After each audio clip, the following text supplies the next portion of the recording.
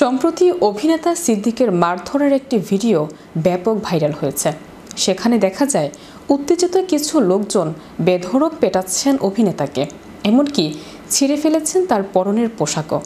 আর বিষয়টি জানতে অভিনেতা মুঠোফোনে কল দিয়েও কোনো সাড়া মেলেনি। বিস্তারিত থাকছে ডেস্ক রিপোর্টে। এটা বিষয় আর এই সিদ্দিক অবশ্যই তার আওয়ামী লীগের দোষরে মামলায় অ্যারেস্ট হয়ে কালকে আমরা কোর্টে দেখতে চাই। সম্প্রতি অভিনেতা সিদ্দিকের মারধরের একটি ভিডিও ব্যাপক ভাইরাল হয়েছে। সেখানে দেখা যায় উত্তেজিত কিছু লোকজন বেধড়ক পেটাচ্ছেন অভিনেতাকে, এমনকি ছিঁড়ে ফেলেছেন তার পরনের পোশাকও। আর বিষয়টি জানতে অভিনেতার মুঠোফোনে কল দিয়েও কোনো সাড়া মেলেনি।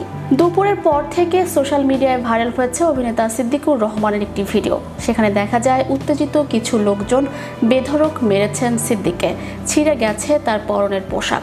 মঙ্গলবার রাজধানীর কাকরাইল এলাকায় এই ঘটনাটি ঘটেছে। তবে ভিডিওতে এক যুবকের কথা শোনা গেছে।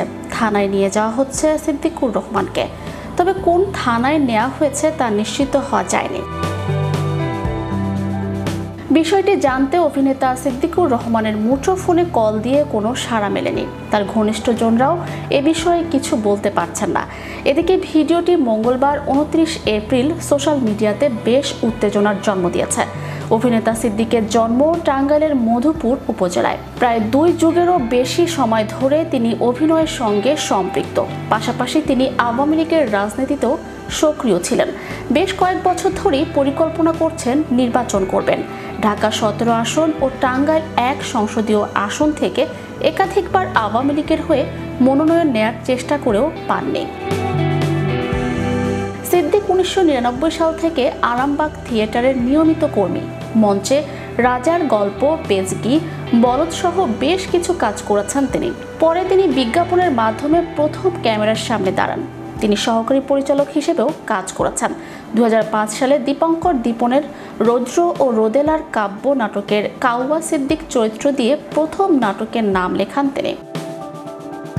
পরে কবি বলেছেন, নাটকে অভিনয় করে অনেকের চোখে পড়েন তিনি। পরে ইফতেখার আহমেদ ফাহমি ও রেদওয়ান রনির হাউসফুল নাটকে সিদ্দিক নামে অভিনয় করে প্রশংসিত হন। গ্রাজুয়েট ও মাইক নাটক দুটি তাকে আরও পরিচিতি এনে দেয়। কিছু চলচ্চিত্রেও দেখা গেছে নেতা ও অভিনেতাকে। Channel Europe news desk.